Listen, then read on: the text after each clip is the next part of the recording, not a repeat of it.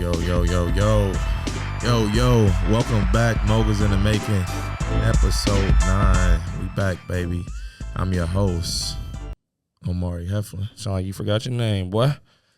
I'm your lovely and gracious and most blessed. Come on with the bullshit, man. Host, Tyrone Johnson, man. Hey, we welcome y'all back. Hey, we got something in store for y'all today, too. We definitely got something in store for y'all today, ladies. Y'all gonna love this one. Yeah.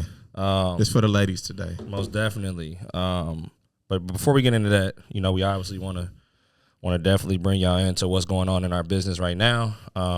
We got a lot of stuff cooking, man. It's actually been a good start to the year. It's been a real good kickstart. You know what I'm saying? We brought somebody on the team.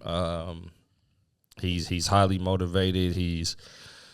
He's actually an expert in our space, and he was willing to work under us and just kind of help us build back out our acquisition side of stuff. So that's been a big thing. Omari been training with him for 3 days a week to start out his day, and he's working on getting a contract within his first 2 weeks. So that's something that I'm super excited about. I know we keep talking about adding on to that acquisition side, but as we move forward, we actually gonna be adding more people into that side of it and just building everything out. But I'll let Omari kind of dig y'all into the disposition side as well. What we've been doing too. Yeah, we building that out too as well. I know we gonna be more acquisition heavy focused, because me and T talked about this time and time again. We want to kind of separate ourselves from just anybody else. You know what I'm saying? We respect every other entrepreneur, every other business, but how we want to run our stuff is, we want our acquisition people trained up to if it's a deal, that you're able to close it, whether that's wholesale, fix and flip, help me out, T, subject to seller finance and lead. I don't care what it is that we got. Our people on the front end, they so knowledgeable and they so experienced where we can actually get the deal and do whatever we need to do on the back end. And they just plain dogs. We trying to deal with straight A players this year. We're not trying to, and not to say we not willing to build somebody up inside of our business, but at this time, man, like we got to deal with A players. We gonna hire fast and fire faster. Facts. You know what I'm saying? Like that's just how we looking at it this year. So it's gonna be a lot of checks and balances that we've already put in place. Yeah. Hey, you're not doing what you supposed to be doing. We knocking into it early. Yeah, you know what I'm saying? That's just what we own. That's what me and T committed to each other. No homo. Pause. But you know what I'm saying? We take out the dog. Take out the dog. All right. Look, for real, man. Look, pause. You can say pause. But look, so we had as far as our dispositions go, we gaining a lot of We're getting a lot of traction with that too. Damn. Long ass arm shit. We're gonna have to go, Josh, do your thing, shit. But back to dispositions. We had we built out that process a lot more. We even catching traction with that. We hired on a disposition assistant that's gonna be helping us, like full time, helping us kind of go through as far as our buyers, help build those relationships and things like that. So definitely. Yeah, we just got a lot of traction going on, man. We got, probably, potential, this month we're going to kind of be back up to where we was at, as far as volume wise. We got 2 deals locked up, one probably like a 30K assignment, another one probably like a 10K assignment. We got another one that's probably like a 15K assignment that we own, possibly. We just got a lot of stuff that's moving in the books, and a lot of stuff's just the momentum is catching back to how we had it. So man, I'm just excited about the dispo side of it too, man. All in all, bro. Lastly, we always tell y'all about kind of like to keep you up to date to the 10-unit building that we own. We got some good news today, just as far as getting moved forward and getting. We had to go back and get it rezoned. It was a bunch of bullshit with the city, but we had to go back and get it rezoned. And most definitely was that, because we dealing with another A+ player. They're gonna go and file the rezone for us. We should get it back a lot quicker than we would elsewhere. So that's some good news on that. We ready to get that finished up so we can show y'all the finished project. Yeah. But without further ado,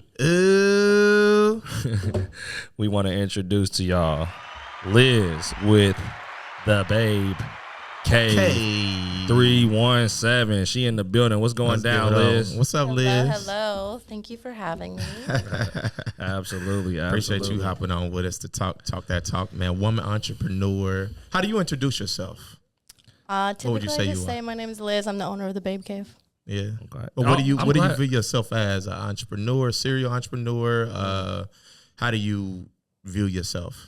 I would say right now, just entrepreneur. For sure. You will add on to that as life go on.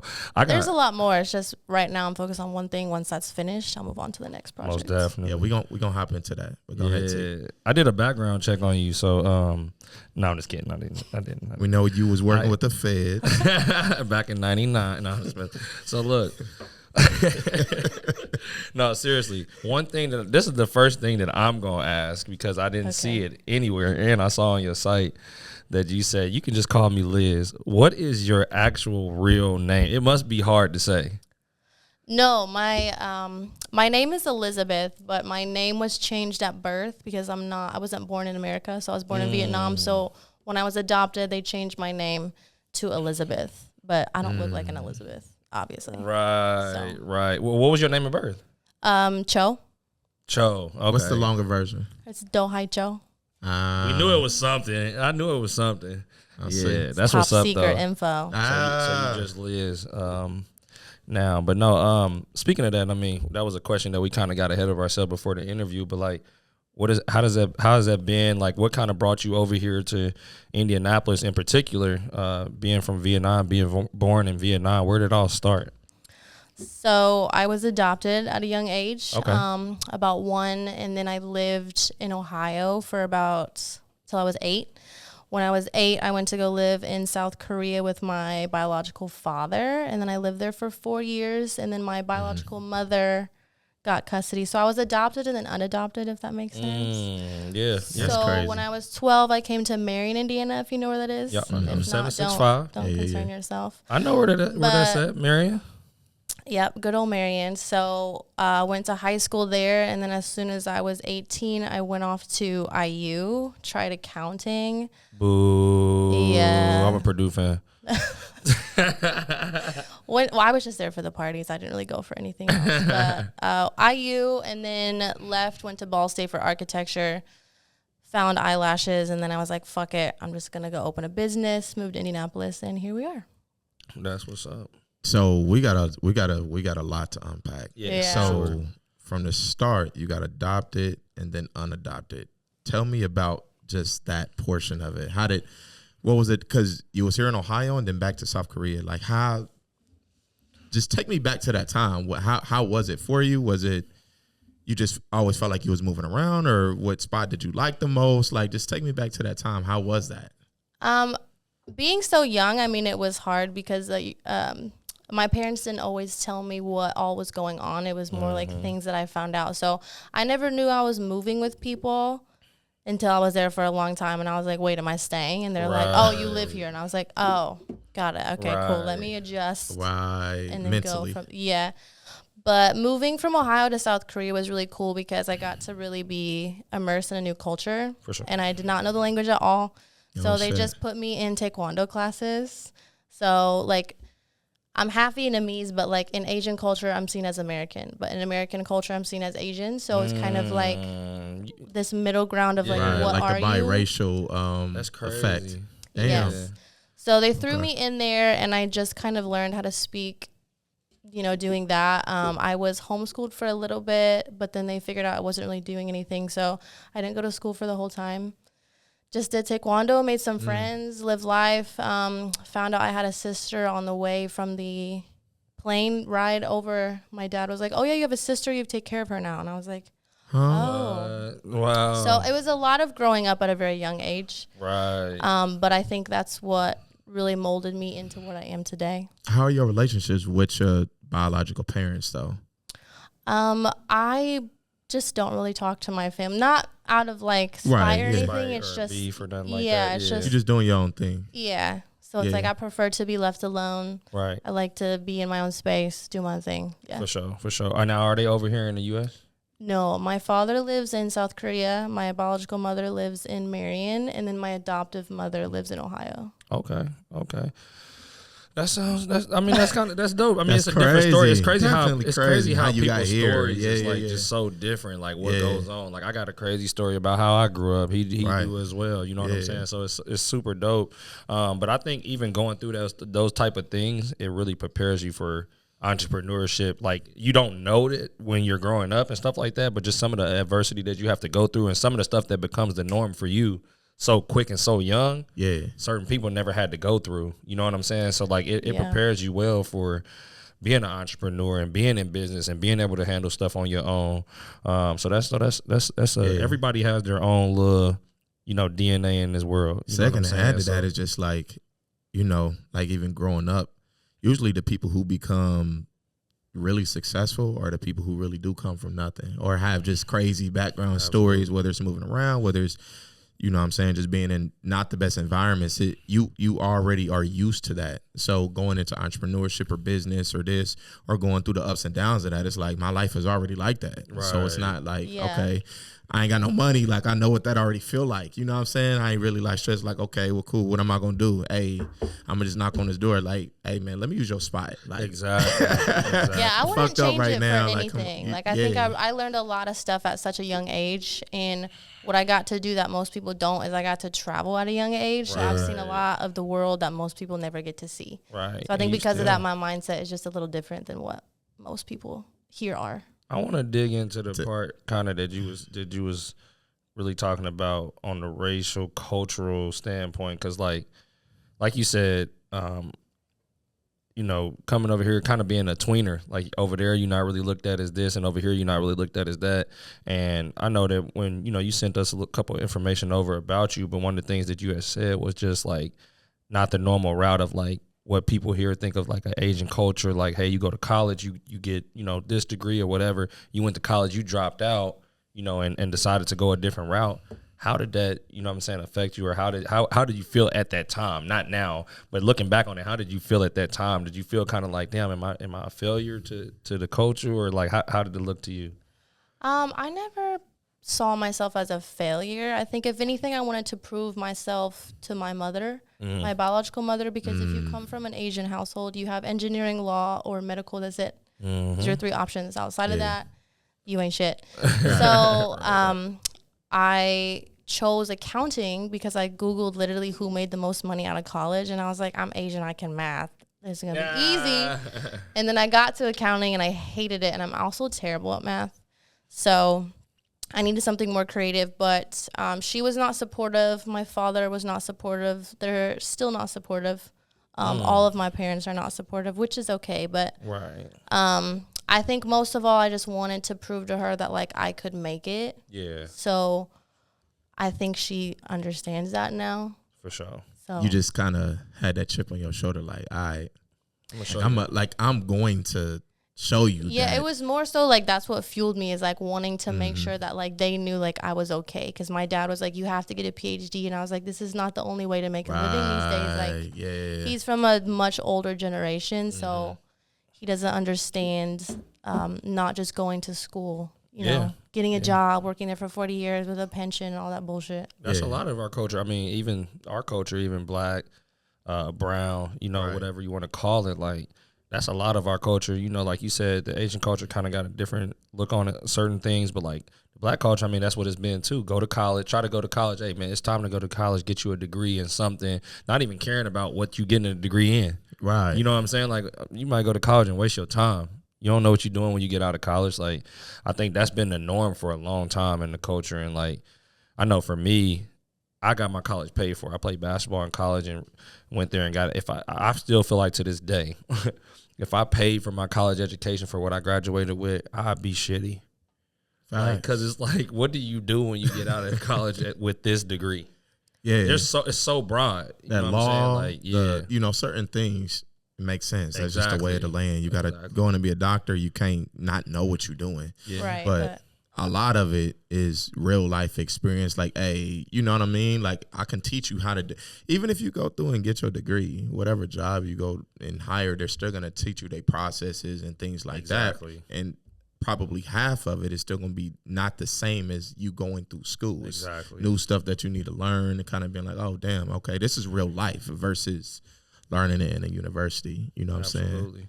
Tell me this then, you know, before, you know, the big time Lash and Brow situation, what was you doing? Like when you left college, like what did you first get into? What did you have going on? So when I dropped out of college all the way, I was just waiting tables. Okay. So I would serve there was a Hispanic restaurant in Muncie, Indiana. But then what I tried to do was sell insurance. So I was selling life insurance to people who were like my father's age. Right. I sold 2 policies. That was it. Was that weird? Oh, okay. You sold 2 policies. sold How long 2. was you doing it though? Like just a couple months? Years. No. Couple years. Hey, that's some dedication right there. Damn. I was determined, but you know what? Working with this company and like doing what I did, it taught me a lot of the entrepreneur skills that I needed. Right. Because it was commission based. So if you didn't make a sale, you didn't get paid. So I didn't get paid for quite a long time. You eat what you kill type of Yep. Yeah. So was you waiting tables at the same time that you was doing that? Yeah, Just same time. Okay. Same time. That was like my main source of income. I wanted to do, I don't know why I kept going to the financial industry, but I did. And then I decided to get my, I was selling mutual funds as well. And I only sold one because I was 19 at the time. And again, I'm like trying to talk to men who were like in their 50s about their money. Right. And I'm like making suggestions and they're like, well, what about your money? And I'm like, we're not talking about my money. We're talking about your money. Right. I'm trying to put you in a good position. Right. Your money's going to supply me money. Most definitely. So, and it was interesting working in a industry where it was male dominated. So always a male had to be present in the room. They wouldn't allow me to speak to someone alone. Right. Word? Okay. Which, is it just because of the dynamic of that? Yeah. That you just being a young woman and that can get a little weird. The wives are present. Yeah. Sticky, that can definitely get real sticky. And so basically at some point you just said, fuck it, I quit. Yeah, I'm about to go and try this. Yeah, I knew I wanted to open a business, but I knew I needed to find something I was passionate enough about to put 100% effort in. So as soon as I found it, I was like, fuck it. This is it. You got to stop. You got to stop everything you're doing and just move and do exactly what you need to do. So that's what I did. So I found Lashes and I was like, this is it. Take us there, though. That type of, Take us there. Like, how'd you, do you remember when you like, fuck that, I'm about to go all in on this, and then from that day forward, was it a moment like that, or just gradually, like you had a friend that was doing it? It was like, how did it happen? You know what I'm saying? How'd you find Lashes? How did it just stick like that? So I was fascinated that extensions stayed curled, and my eyelashes, they grow straight and down. So if I put mascara, it makes my eyes look smaller. So I saw this thing and I was like, man, they stay on like that, curled. So I went and got it done. It was like for a birthday for myself. And I was like, I'm never going to be that bougie girl who has eyelashes on. That's not me. And then she handed me the mirror and I was like, bitch, you was like, sign me up. Like, hold up. Let me make some more appointments. So then after that, she was like, Liz, you are so artistic and creative. I think you should try it. And at first I was like, well, all you do is glue hair on a hair. That's like a little fucking redundant to me. Right. And she was like, no, Liz, this is so much more. And I was like, whatever, I'll do it, you know. Yeah. But I always wanted to go to college. I wanted to go for art, for painting specifically. That's what I like to do. I'm very detailed. Right. So when I tried it, I saw the art of it placed in different lengths. Like you can really bring someone's facial features out when you do extensions. So when I did it, I was like, oh, this is fucking it. Right. And then I just dropped everything and moved. Oh, shit. So a lot of people can't. My bad. Just to go back. So the person that you booked that did your lashes for your birthday convinced you to take it a little bit. Did you know her already, or this is just you met her from her doing your lashes? Y'all just got to talking, and she was like, "Hey, yo, you should try this shit." Yeah, a couple times. I probably went in 3 or 4 times, and she was like, "Liz, really try it." So I was like, "Okay, fine." So I went in, watched her. She let me do it for 5 minutes, and I was just fascinated. Right. And I'm the type of person that when I'm really intrigued by something, I become obsessed with it, and I have to understand everything about it. What's her name? Do you remember her name? Damn. Ask these questions. Lori. Shit. Shout out to Lori. Her name is Lori. Shout out to Lori. You sparked that fire. Yeah. Sparked that fire. Now, what I was gonna say is a lot of people, they can't really. It's hard for them to leave a comfortable paycheck You know what I'm saying? Because like somebody like me, even like I was like, man, I'm getting a comfortable paycheck. I'm solid. Like this dude had to lightweight beg me to leave my job. You know what I'm saying? Like, and not even that I felt like I was gonna leave it, but I'm just like, it's just so comfortable. Like I'm making this plus that money at the same time. I'm like, hey, when was it that you was like, after you got started, you was like, okay, this first paycheck, or what was that check that it was just like, you know what, I can repeat this and just keep getting this money and keep moving forward and keep building this business up. Like, what was that first like paycheck or moment in business where you was like, oh yeah, this gonna work? Well, I never saw myself working for someone. Like waiting tables was just what it needed to be at the time. So that was just to pay my bills, and that wasn't paying much of it. So I always knew like entrepreneurship was my thing. Like as soon as I left college, I knew that was what it was. I just had to find my niche. Right. So I moved to Indianapolis with negative $38 in my bank account. And I was like, fuck it. Like, let's use the rest, you know? Right. I don't even know how I moved down here. There was no fridge, no stove. There was like nothing in the house. It was like a sketchy neighborhood at that time. And I was like, I'm just going to do eyelashes in the living room and see how it goes. And then people just kept coming. So like I got another waitressing job downtown at P.F. Chang's, if I was your server. Yeah. But I used my job to get clients. And I was like, hey, my name is Liz. I just moved here. I do eyelashes. Can I do your eyelashes for $20? And they were like, sure. And I was like, okay, cool. And I was like, if you like it, can you please tell your friends? And they were like, yeah. And I was like, okay, cool. So they would tell their friends. A couple friends would come. And I was like, I need to get more mature, older, financially stable clients. I can't keep doing these young girls. Yes. Yeah. Right, that's fleeting. Yes. And then people would pull up to the house and be like, this is where you lash. And I was like, yeah, come on in. It's fine. Right. They were like, my husband is a police officer. That's a huge thing. Y'all take that. Hold up. Take what she's saying. Basically, she's saying what? Go ahead. She had to find her target audience. She had to put that hustle in, but then she like, here's my target audience. This is who I need that I know that's going to be repeat clients that I can satisfy, that I'm going to be able to build this business with. You have to build that target audience. We have to do that in marketing, even in real estate. In any business that you got, you're going to have a target audience. That's just what it is. You know what I'm saying? Her target audience is probably not going to be people 80 years old. Some people's businesses, it is. I can't see no 80-year-old bitch with no goddamn lashes on. They come. Shit, that'd be wild, yo. Hey, why not? Out there, face beat. They want to be beautiful too. They do. It makes them look younger. For real.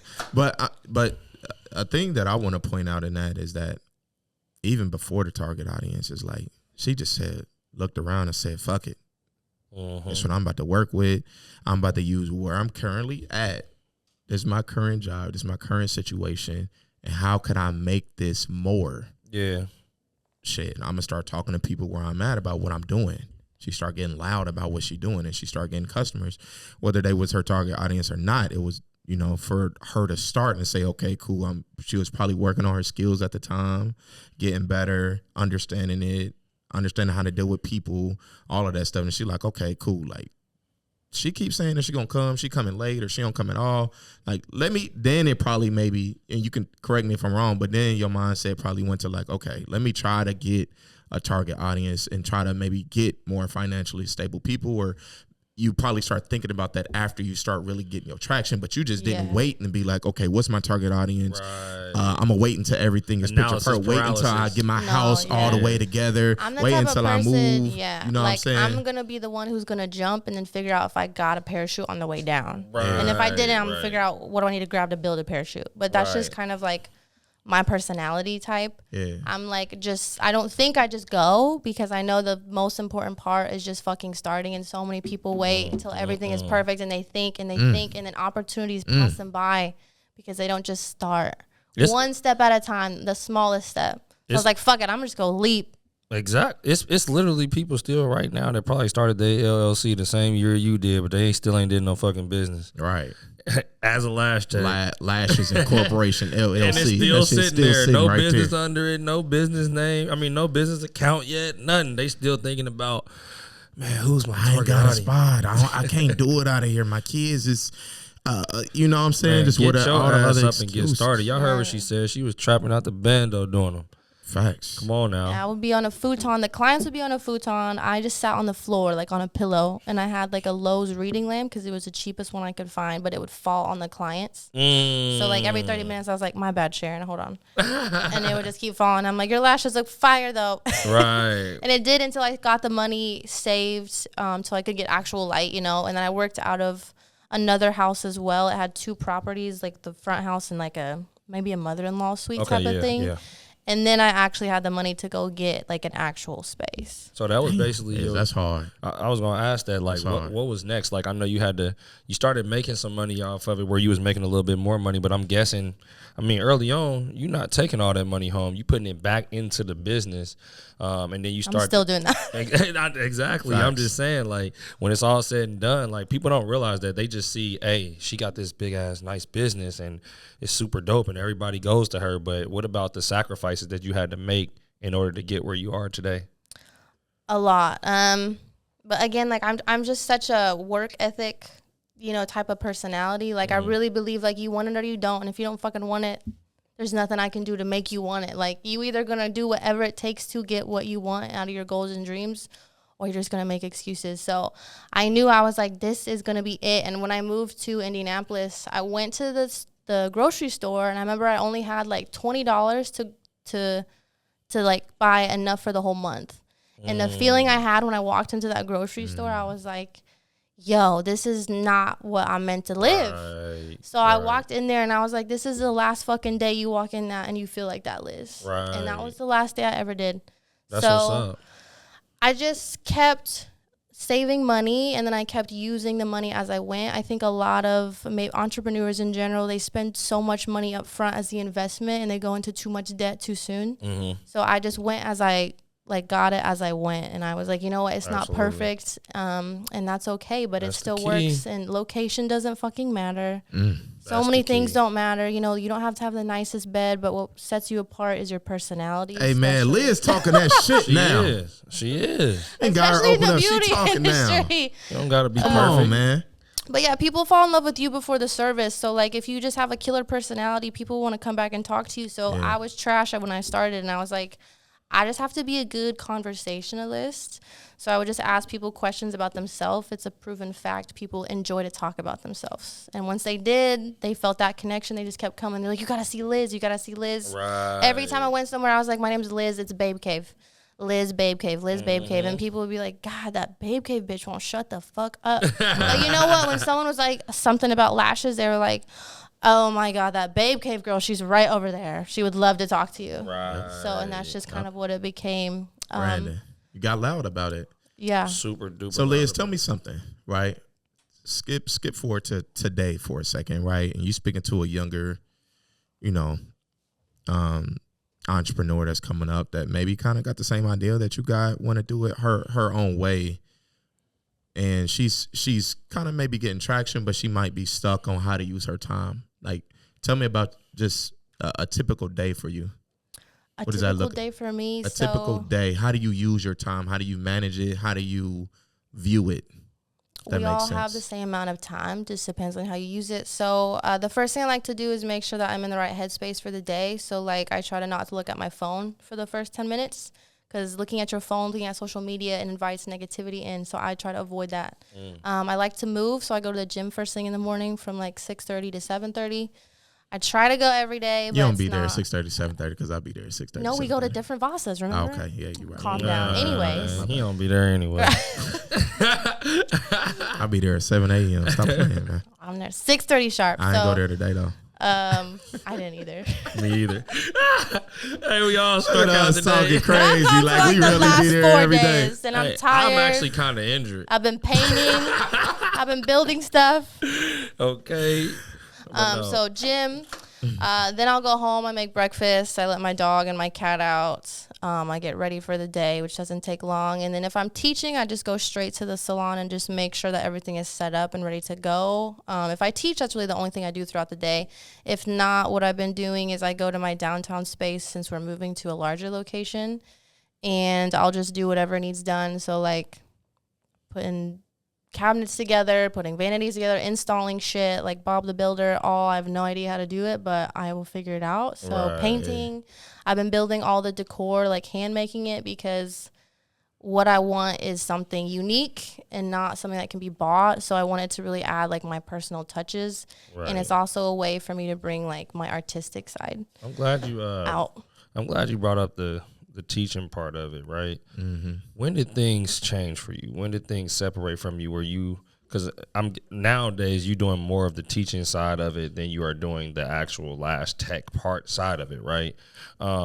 When did that change for you, and when did you start to go that route? And then also, even with that, and you can, give us what you want to give us, but like, what you gotta give it to us. What type of income can somebody, expect to collect on something like that? Because we talking to a lot of people right now, like they don't know what you're actually doing. Like it's a very popular thing nowadays, but it's like, okay, with teaching, it's like teaching what, and what does that look like? Like how many classes are you able to, teach a month, and what does that look like, income wise, and how did you even get there? Why did you say, okay, I'm gonna start teaching people this? So I didn't actually know I wanted to teach. A large company approached me and asked me if I wanted to, and I didn't really think about it at that time. But what I noticed is that no one here is teaching a lot of things. Like the Midwest is the last place to get a trend or like literally anything on earth, which is also an opportunity. So I decided to give it a shot because fuck it, why not? So I went out, trained with them, and I was like, you know what? I think I'm really going to like this because I've been lashing for enough time now. I was already like 3.5 years in. And once I did my first class, I loved it. Like seeing them get excited and like seeing them going through what I had already gone through, like that was it. And then it was another like, this is it moment. And I was like, okay, I'm going all in. So after being approached from the company, it took me about like a year, maybe a year and a half, and I became their top educator. I think I do the most classes. I would consider myself one of the top educators in the Midwest as well. Y'all heard it. Right now I do. Y'all heard it. Y'all heard it. Right now I do about 4 to 5 classes a month at least. So I do, beginner, intermediate, advanced. I do one-on-one. I do business coaching, social media workshops. And I also do like a special course for people if they're not licensed, if they want to do extensions. And I teach that as well, which had to be approved through the Department of Health. So I'm on that list as well. Nice. But last year is the year I decided to quit. And that was actually really hard for me to quit lashing full time because I was hanging on to it for so long. But what I found out was like, you cannot grow your business if you're always working in your business. So you have to make time to do other stuff. So I was like, I have to let this go. But it was such a big income maker. I was like, what if I don't make it? What if I don't fill the classes? But again, I was like, fuck it. Like, what's the worst that can happen? I have a small team at this time. So just one day I was like, okay, I'm done. Like, I'm taking 7 clients. That's it, just for practice. The rest of you guys have to go to all these other people. And it was fine. It worked out. Yeah. Okay. Man, that's what's up. Numbers. You wanted specific numbers? Man, Liz, give us. I was about to say that's what I really. That's what I Liz, really give us the bag, man. What's the bag? People want to know what the bag give is. Give us a range. So just for the teaching portion, I mean, it's in the 6 figures. You can charge what you want, but my lowest class starts at $1,200. My highest class is $4,000. The last class I did had 12 students. So are you doing? So is this how long is the course? Like, is it? So the $1,200 course is a 2-day class. Okay. I have single day courses that are, I guess that's the lowest. That's $750, and then the $4,000 course is 6 days, and that's the one that I really really push, and that's the one that had 12. Yeah, you had 12 clients for 12 students for 4,000. So you're looking every week. So you got it kind of like, okay, the 1,200. Hold on real quick. So the 1,200, you got the first 2 days, right? So is it a lot of people in that class? And then if it's intermediate, some people from the 1,200 class, they get knocked out, and then they at what's the intermediate cost? 1,200 as well. Oh, okay.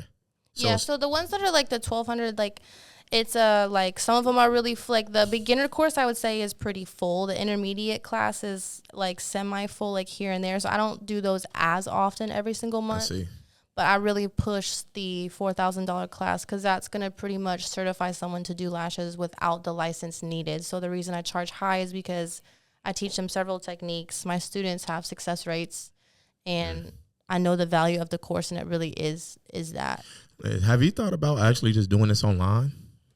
Yes. Teaching people this online, and you have a course that people can just continuously pay? Yes. So the goal for this year is to create 6 online courses. Each are going to be $300, but it's going to lead up to a coaching program. Yeah. That's going to be a big ticket item. Yeah. So it's in the works. So that's hard. Step 1 is I got to get the building done. Yeah. After the building is done, I'm going to get on the courses, hire more in the actual studio, fill out the rooms for booth rent, and then go all in on the online courses. That's hard. Murdering the game, y'all. By the way, I did a little bit of math. That was 48 G's in 6 days.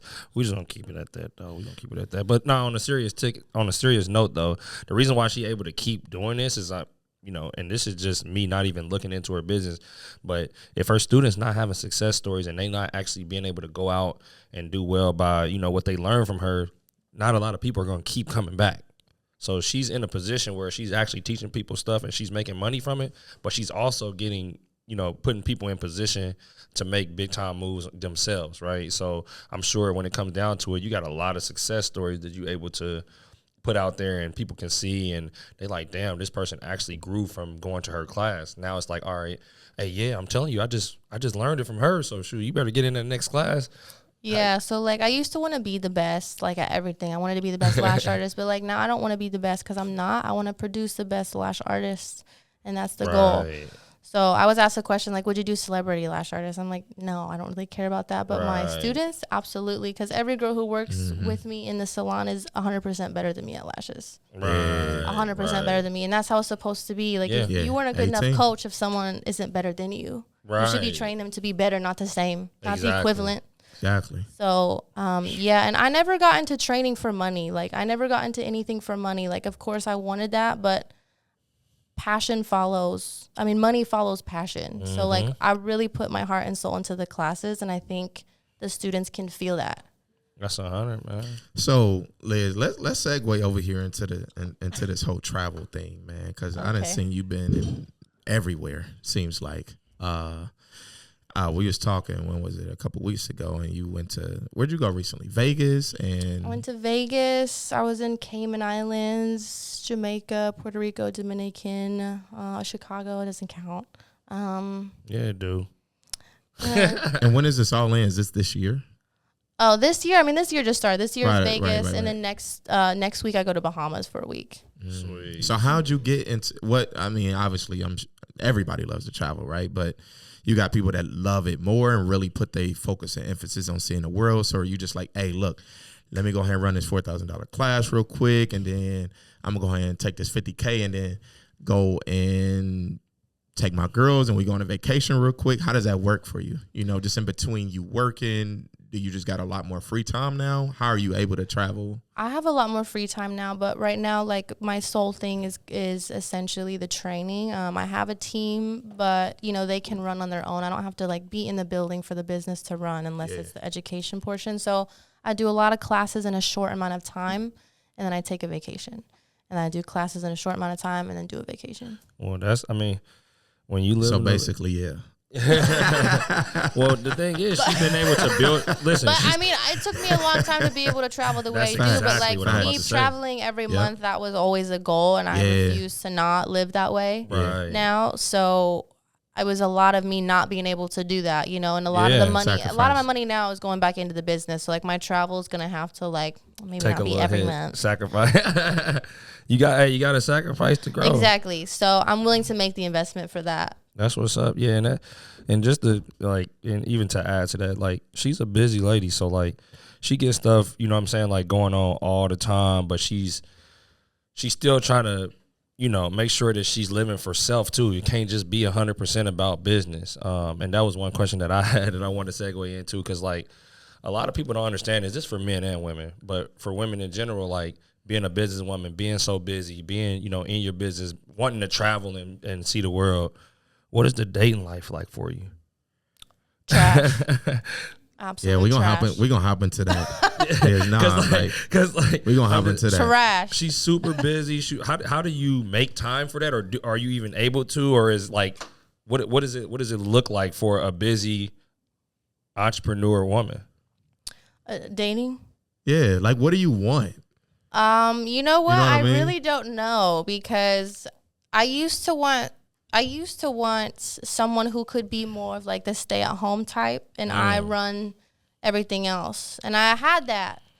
And then the person that was doing that portion, I think what happened is that his friends started making fun of him and like really like hitting in on his ego. So like what happened is that his ego just like came out of nowhere, and then it was always him trying to like outdo me. And it was like if I did something, he'd have to do it. And I'm like, bro, like who's making dinner? Goddamn, like you know. And it was just like, I don't know how many times I had to tell that person, like, it's okay. Like, I will take care of everything financially if you just take care of me.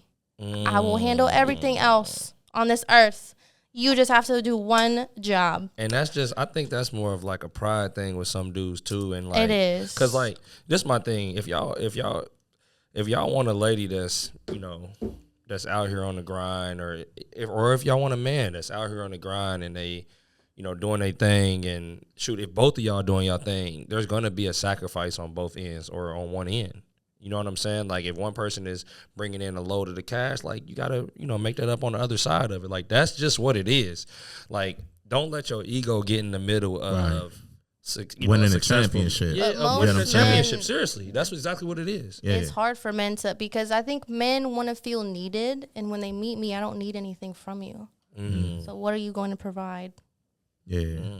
Yeah. Question marks. So let me ask. So let's say, so you would prefer not to date an entrepreneur just because you feel like it's let's say the opposite version of you, right? Super busy. He travel a lot. Once a month, he got his thing going on. He teaching. He doing whatever he doing, right? Whatever that is.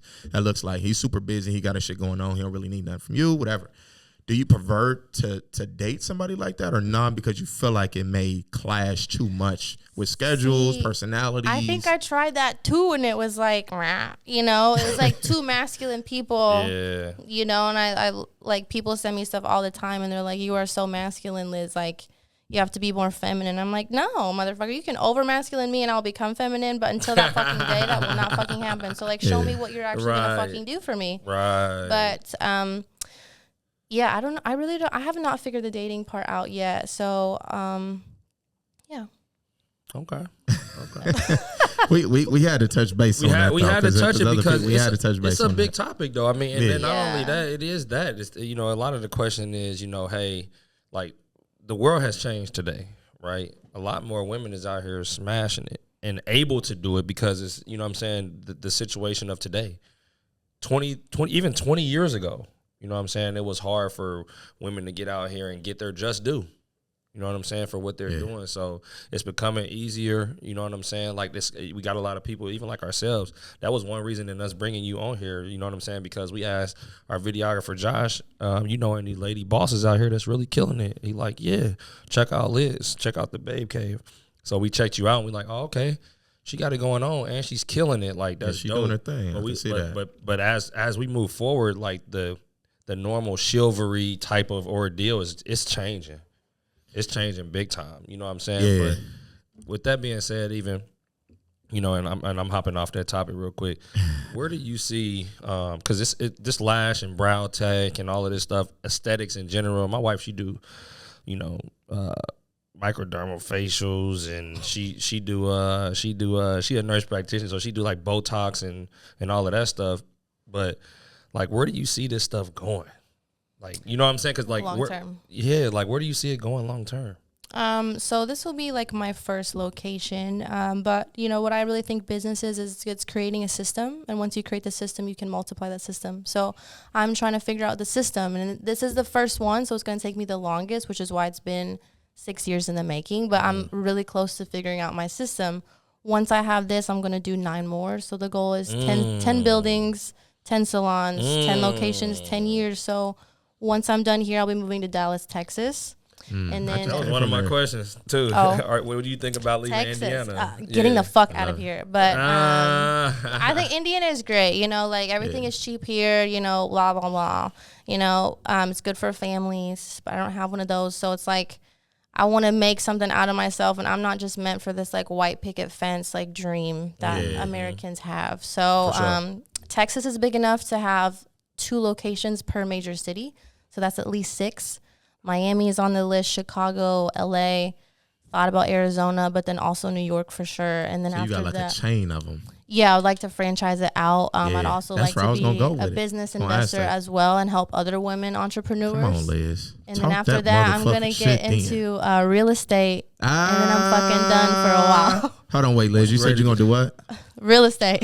Once you're ready, you already know where to join. Real Moguls estate in the making, investments. baby. Moguls in the Oh, making Liz, now. swing that our way, man. So yeah, after that, and then I'll chill till I figure out like the next project. But I'll probably just be like traveling for fun. So for right now, like how many places have you been? Do you know?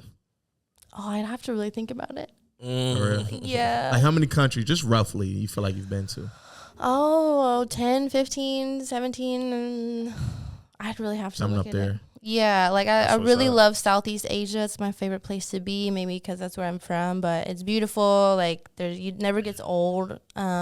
Even though Vietnam is where I'm from, I've still never seen all of it. So every time I go back, I'm like, damn, I never make it to where I'm supposed to end at because I stop at another city and I stay there. Right, because you love it so much. Yeah. So I've yet to even make it to like the south side of Vietnam. I'm from the north side. So I'm only halfway okay. through the country. So is that the best place you've ever been, I would say? It's definitely like one of my top I favorites. heard Vietnam. Who was it? Oh, that was one of our investors. He just went to Vietnam. He was Oh, like, yeah, it was yeah, lit. Yeah. Yeah, he He did. said it was Vietnam fun. is cool. Yeah, Yeah. it's like the new Thailand. Like it's cheap. Right, like, yeah. It's the new Thailand. Yeah, it's awesome. Or And Thailand hard too. Thailand is pretty cool too. Thailand, I would say, is like way more touristy though. Like way more touristy. For sure. Good morning, Vietnam.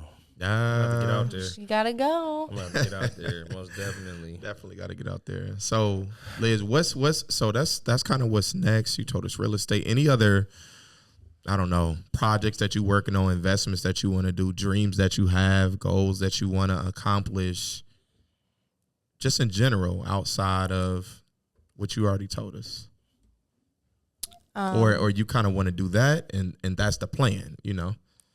Kind of that's the plan. I mean, like off of business stuff, like I do want to have a coaching program. I want to become a speaker. I want to like travel around and talk to women entrepreneurs and kind of give them like that little confidence boost that they need, because especially people who come from like no support, I think a lot of people get down on themselves and they think like, oh, I can't do this because I don't have a support system. No, you can still fucking do it. So Right. I would like to show that to people. But yeah, I'm very career focused, very career minded, business minded. If other things happen, that's great. But if not, that's also great. So yeah, just keeping business going as many as I can, find new interests, travel a lot. So work what's a I know this random before we kind of hop into our next thing that we'll figure out. Till we got to figure out. I was just about to say that. We got to figure But it Liz, out. what's a self-care day look like for you? What is A that? self-care day. If you had a self-care day, for yourself, you can do anything. What are you doing? It's not, I'll just leave it at that. I really don't have many of those. There's some days like I'll go get a facial, get my hair done, or get my nails done. Like I still keep up with like beauty services, obviously. But like the best form of self-care for me is just to take a vacation. So I just like, once I leave, I'm like, all right, I'm gone. Goodbye. Traveling is the happiest for you. Yeah, I love to travel. So like buying a plane ticket, like there's nothing better than doing that. So what this is random too. I'm just asking some random questions before we I get had them into points now. What's yeah, you gotta get them points. Oh, I got points. Okay. That's how what we I be do. traveling. It makes travel. I got the right.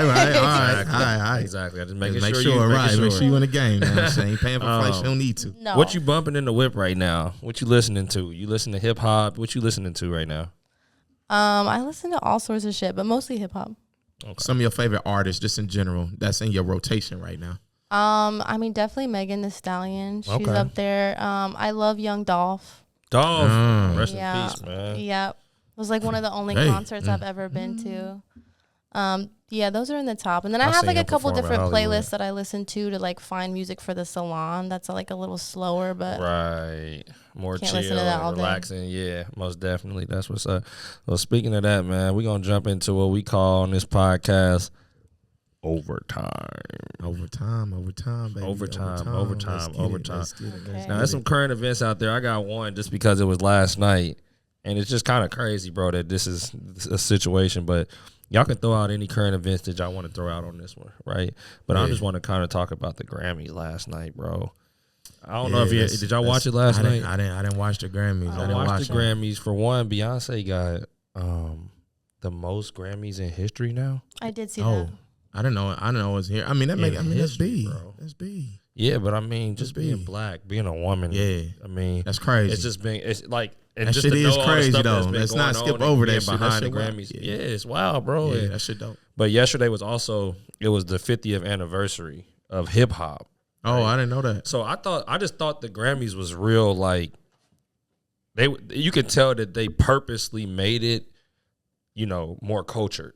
Right. Because that had been a problem in the Flavor past. Flav on the stage. You had LL Cool J, Lil Baby came out. Like, they literally took it from, like, all the artists way from the beginning all the way up till now. You know what I'm saying? You had Jadakiss on stage. You know what I'm saying? Like, these ain't the normally people that's going to be performing at the Grammys. Yeah. You know what I'm saying? And so you got to see a lot of that, man. There was a lot of, they actually announced a new award, the Dr. Dre Global Impact Award or something like that. And so, like, he won the first one, but like that award is now called the Dr. Dre. That's hard. Like, Global Impact Award or something like that, bro. So I just was like, damn, you can see that they damn near was like, nah, maybe they was right. You know what I'm saying? About the whole culture thing and like how it's kind of been. You see people get shafted all the time. They probably should have won it and they didn't. And but it was pretty dope. I don't know who won that album of the year though. I don't really understand that one. And, I just moved back from LA, right? I'm just saying. They gave it to Kendrick Lamar. I didn't agree. No, the album of the year they gave to another dude, didn't they? No, I'm talking rap album. I'm sorry, rap album. They gave it to Kendrick Lamar. Oh, they gave it to K-Dot? Yeah, see, I didn't see it. And who you think it's going to? Shit, I went to DJ Khaled, bro. Nah, K-Dot shit was harder than that, yo. Then the guy did name 3 songs off that K-Dot. Bro, his whole album from top to back. Name 3 songs off that K-Dot. See, listen to me. I can't name 3 songs off of God Did. You just named one right there. That's one. Right. Okay. So this is what I'm saying though. I'm just saying. Let me say. So I don't know if you got an opinion on this or not, but look, I'm just gonna hop in though. DJ Khaled albums are a mesh up of an all-star squad of a mixtape. It's not a real album. You get what I'm saying? It's like, hey, I'm DJ Khaled. I'm gonna go and get Beyonce if I can. I'm gonna go and get Jay-Z if I can. I'm gonna go and get Lil Baby if I can. I'm gonna go and get all the greatest people. It's not a real body of work, bro. Kendrick, did you see what Kendrick did, bro? You probably ain't even seen his videos. You ain't seen none of that. I have seen, bro. You ain't seen Grief. You ain't seen, man. Come on, bro. I have seen all of that. Who had a better album than Kendrick, bro? For real, I just told you. DJ Khaled is saying we the best on the whole. You got Future. Future's album is better than Kendrick Lamar's. Again, bro. Just name, if you can name 3 songs, we're gonna have to go to a different one, man. This ain't gonna be it because we're gonna be up here, bro. This is my thing. Goddamn, another hour talking about. Hold up. This don't even make sense. You talking about Future? Hear me out. Oh, yeah. If I said that the Lakers was the best team in the league, and I didn't know 3 of their players, then how the hell do I know that the Lakers are the best team in the league? See, you just said Future's album is better than. No, I'm not Kendrick though. Lamar. I'm not. Real rap. He can't name 3 songs. I'm not. That's all I'm saying. Name 3 songs. His whole album is hard. Look, this is what I'm saying. The other dude was what's the white dude name? From Louisville. Jack Harlow. Jack Harlow. He was all right, but I forget who else. Kendrick should have got it. That's what deserved. He shouldn't have got it. But, I mean, that's cool, bro. It's cool. But you can't sit up here and say that. I'm leaving it at this. If I really think about it, T, I can give you 3. If I really think about it, I probably can give you 3 off of DJ Khaled's and 3 off of Kendrick's. Do I got them bumping in my rotation every day? No. But did I listen to that more body of work? Come on, man. I don't listen know to Kendrick more than you listen to God did? Yeah. You different. Absolutely, bro. DJ Khaled had a couple different hits on there that I listened to, but the whole album as a whole, no. I listened to the Baby and Dirt that they had, the Future and Baby. The one that they had on, and then God did whole verse on there. Them was Dirk like the and 3. Future, I mean, Dirk and Baby didn't have a song together on there, man. But we gonna know keep what it I'm going, talking man. about, though. Those 3 songs, bro. The rest of the songs on the album, you damn near don't even remember like that, though. T. I don't know not one song off of the K Dot, and I listened to it. I can't remember one song off of there, and I'm not saying you ain't listen he just to it, he just on the super conscious shit, and I'm yeah, with it. yeah, he you know is. What I'm saying? He is, I'm with he it. is for sure. But again, I can't just ride. I'm just around comparing every day. those two, though. Yeah, that's more like a Nobel Peace Prize winner. Yeah, but not an album of the year. That's my. This is what I'm saying. Though, see, my, if you're gonna give it to DJ Khaled, give it to Baby. Baby's album is harder than Baby DJ Khaled's. wasn't nominated. I didn't. I'm talking about who was nominated. Oh, okay, bro. okay, for sure. I'm just saying. Yeah, because if I had to give it to somebody, you know, I'm giving it to. You giving it to Baby or Jeezy or who else? Nah, Dirk didn't come out this year.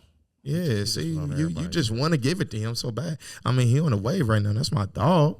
But anyway, Liz, what you want to talk about? You got any? What's happening in your life? What you done seen that you feel like is kind of crazy out there? Current events. Something that's in your world that you want to talk about. What was your friends? What was you and your friends? If y'all went out, you go out drinking last? Oh, you don't drink. I'm tripping. No, I do. You allergic? I just said I'm allergic. Oh, okay. That doesn't stop me. Right. If y'all was going to have a drink this Friday, what topic is definitely coming up that's out there right now? So like I like to remain like blissfully ignorant. So I don't watch the news. I don't like I'm just worried about my fucking self, and that's kind of it. So like I get my news from like what my friends tell me. Okay. Because at the end of the day, like what happens around in the world, like yes, you know, there's a lot of stuff going on, but like I'm focused on what like I need to do this week and next week and next month. I'm not gonna get like too caught up in like news is so negative. Absolutely. Yeah. And it's like everyone's talking about who's dying, but no one says like who helped this person do this. Like no one wants to talk about that. So and that's really gonna be the topic on the next one. I'm glad she just said that. Because she's right though. Like I very rarely watch TV. You know what I'm saying? Like again, I just see stuff off of other people posting it. I'm like, damn. Like I didn't even know that there was a fucking bubble over the top of the U.S. from China. Did y'all see that? Huh? Y'all didn't see that? I did see that. What? You saw it? I did see that. It was a big ass balloon flying over the U.S. Like a balloon floating over the U.S. that China like saying they mistakenly like got gravity pushed it over into the U.S. airspace. Bro, it went over damn near heli of our states. It was just and we was scared to shoot it down because we like shit. We shoot it down, the debris can be dropping on. It can cause a lot of deaths and all of that. But then you don't know what's in it. You shoot it and it's a nuke. You know what I'm saying? Like what do you do? So they've been trying to get it out, but I think they decided to shoot it down over the ocean. But I'm like, I don't know if they end up doing it or not, but I'm like, shit. Are you saying just a big ass gigantic balloon, bro? It was a circle on some weird shit. It first popped up in Montana. Bro. You seen this shit? Yeah, but to me, it's like, who gives a fuck what's in there, what it's doing? Like, you know, like I don't know. I mean, to me, I'm like, shit. What is it doing though? Like, are they? I'm like, what the fuck is it doing? Like, what's the point? Guess what they said? What they say? It was for weather research. Like they were doing it for weather research, but it ended up getting pushed out to over here. Weather research, my black ass. Right. They was doing it for research, all right. Right. But now we can't get inside of it. We can't figure out what the hell they was surveilling. Bro, they done came over here and surveilled our whole shit for a good couple days. We know what y'all got. We don't know what the hell was in there. Right. They done took heli data, whatever. That's how people was looking at it. Like like. But again, I didn't know about that. My mom hit me up, like sent it to me on Instagram, and I'm like, my mom be sending me some funny shit. Yeah. Like, but I'm like, what the hell is this? What is this fake? This got to be fake. You know what I'm saying? I click on it. I'm like, nah, this is owning news right now. Like, you know what I'm saying? Like, it's a real balloon. Yeah, it sounds like some bullshit. It was like, it's over Missouri right now, and I'm like, what? Yeah, that's why. That's crazy. Man. But hey, Liz, we appreciate you coming to rock with us. You know what I mean? How can people find you if it's, some young boss babes, as y'all call them, I guess, that's trying to kind of do what you want to do, kind of follow the same footsteps? How can they, book a class with you? How can they find you? And what's the best way for them to get in contact with you and stuff? Instagram's probably the easiest way. You can follow our pages at the Babe Cave LLC. And then my personal one for education is Lash Daddy. Or you can just send us an email at thebabecave317@gmail.com. Hey. So if y'all don't make no more excuses. If you're trying to get in the Lash game, don't make no more fucking excuses.